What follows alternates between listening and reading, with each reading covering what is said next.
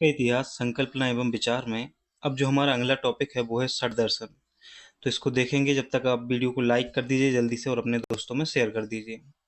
देखो, प्राचीन भारत के इतिहास में या भारत के इतिहास में जो नए टॉपिक जोड़े गए हैं एमपीपीएससी प्रीलिम्स में, उनसे क्वेश्चन बनने की संभावना बहुत ज़्यादा है क्योंकि उन पर सबसे ज़्यादा फोकस रहेगा।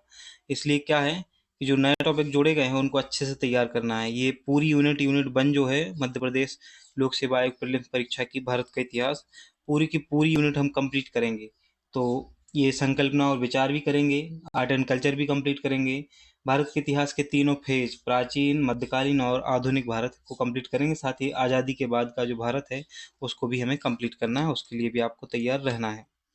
तो षट दर्शन की बात करते हैं। सबसे पहले प्राचीन भारत में दर्शन की अवधारणा जो है, दर्शन उस विधा को कहते हैं, कहा जाता है जिसमें सत्य एवं ज्ञान की खोज की जाती है।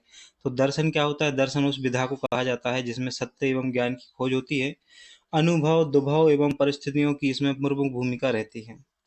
साथ ही आगे बढ़ें उससे पहले हम आपको ये बता दें कि परीक्षा धाम यूनिट 7 की जो हमारी सीरीज चल रही है उसका जो चैप्टर नंबर 6 है, 7 है, 8 है, 9 है और 10 है, ये 5 टॉपिक जो हैं 6, 7, 8, 9, 10, ये 5 टॉपिकों के वीडियो जो है 11 तारीख को आने वाले हैं। मतलब कल जो है इसके वीडियो आपको देखने को मिलेंगे। 11 मई को देखने को मिलेंगे आपको वीडियो। आज 10 मई हो गया है, 11 मई को आपको इसके वीडियो देखने को मिलेंगे। कौन कौन से टॉपिक रहेंगे? मानव शरीर संरचना, पोषण आहार, पोषक तत्व एवं कुपोषण, मानव रोग, स्वास्थ्य नीति कार्यक्रम, सतत विकास की अवधारणा एवं एसडीजी।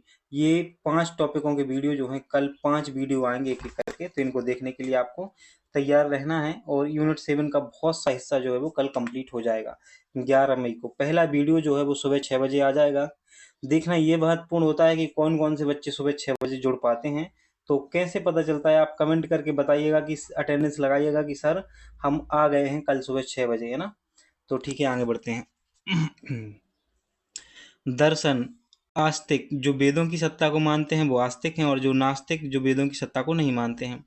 षट दर्शन में 6 दर्शन है। एक तो सांख्य दर्शन है, वेदांत है, न्याय है, वैशेषिक है, योग है और पूर्वी मीमांसा। इस प्रकार से ये 6 दर्शन हैं।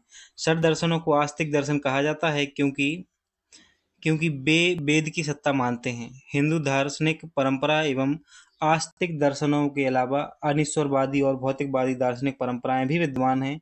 ये हैं चारवाक दर्शन, जैन दर्शन, बौद्ध दर्शन। इन्हें अवैदिक दर्शन भी कहा जाता है। सबसे पहले हम सांख्य दर्शन की बात करते हैं। सांख्य दर्शन संभवतः सबसे प्राचीन एवं लोकप्रिय रहा है। इस दर्शन की प्रमुख विशेषताएं हैं। सांख्य दर्शन दैत्यवादी मान्यता रखने वाले दर्शन हैं। तो ये दैत्यवादी मान्यता रखते हैं। इनके मूल तत्व हैं प्रकृति और पुरुष। सांख्य शास्त्र का मूल प्रवर्तक महर्षि कपिल को माना गया है। तो सांख्य दर्शन के जो प्रवर्तक हैं कौन है? महर्षि कपिल हैं। इस दर्शन की सबसे बड़ी विशेषता है कर्म कांड के विपरीत ज्ञान कांड को महत्व दिया है इन्होंने।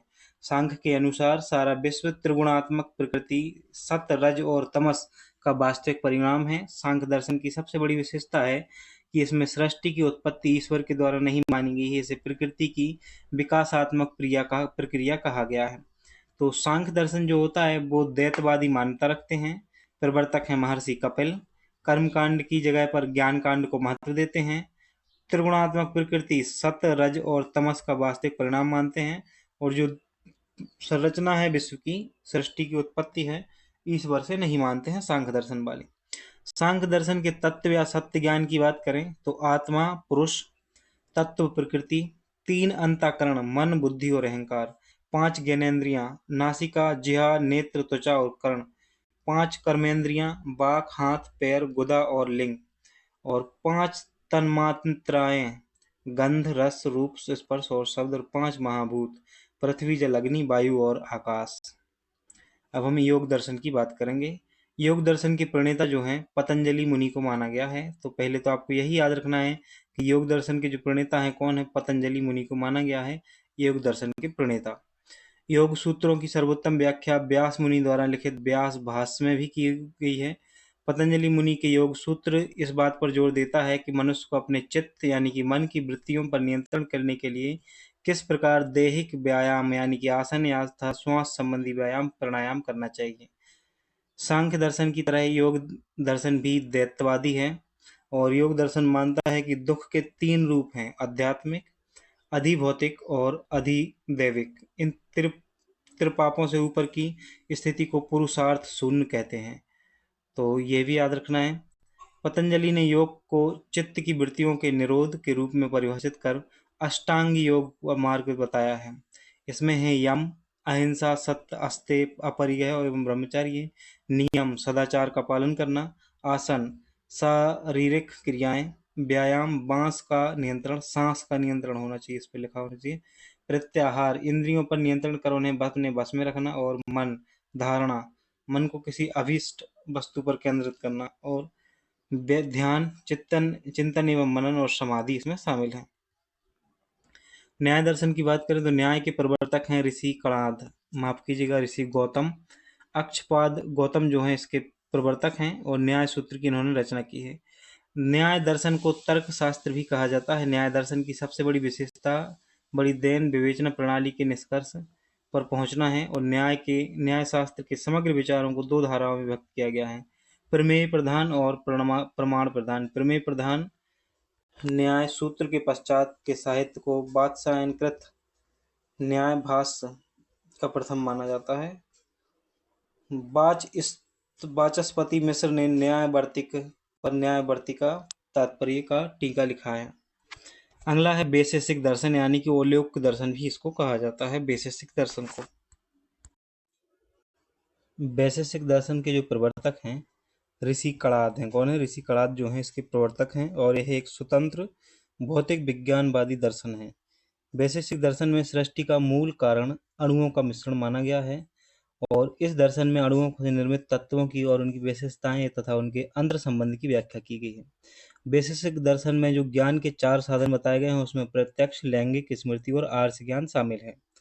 वैशेषिक दर्शन के अनुसार संसार में कुल पदार्थों को 7 भागों में बांटा जा सकता है: द्रव्य, गुण, कर्म, विशेष, सामान्य, समवाय और अभाव।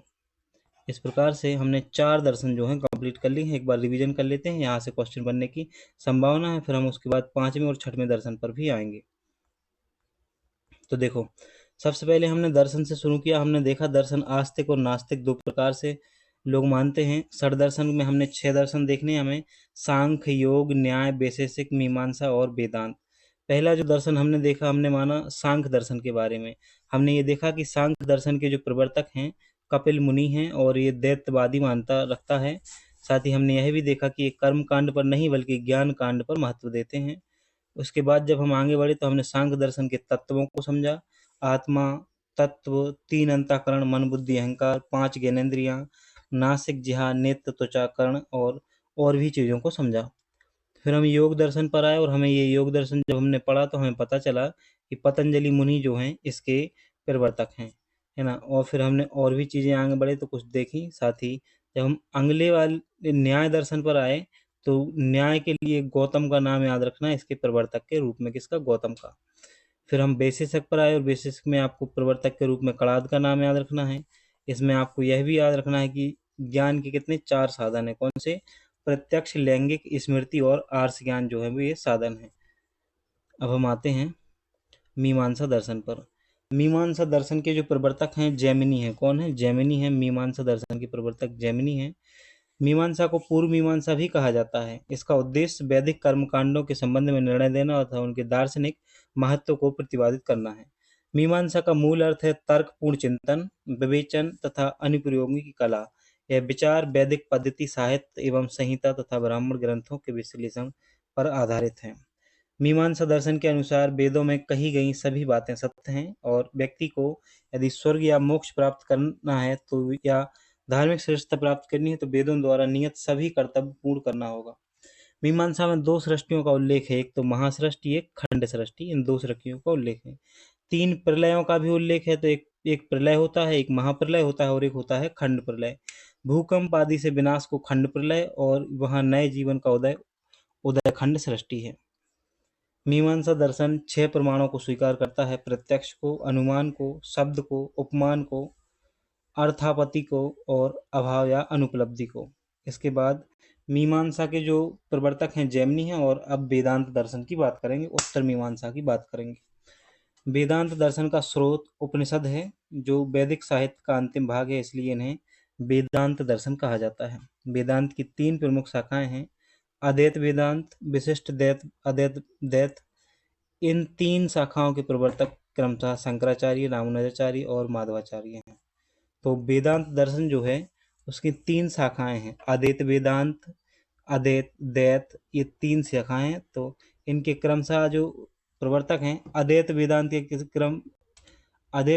के प्रवर्तक हैं शंकराचार्य, विशिष्ट अद्वैत के वेदांत प्रवर्तक हैं रामानुज और माधवाचार्य हैं द्वैत के। वेदांत के अन्य प्रखर प्रवर्तक हैं रामकृष्ण परमहंस, स्वामी विवेकानंद, अरविंद घोष, जो अद्वैत वेदांत शाखा का प्रतिनिधित्व करते हैं। न्याय दर्शन एवं वैशेषिक दर्शन को जुड़वा दर्शन भी कहा जाता है, यह भी आपको याद रखना है। इस प्रकार से दर्शन वाला जो टॉपिक है हमारा कंप्लीट हो जाता है। अब हमें गणतंत्र को देखना है।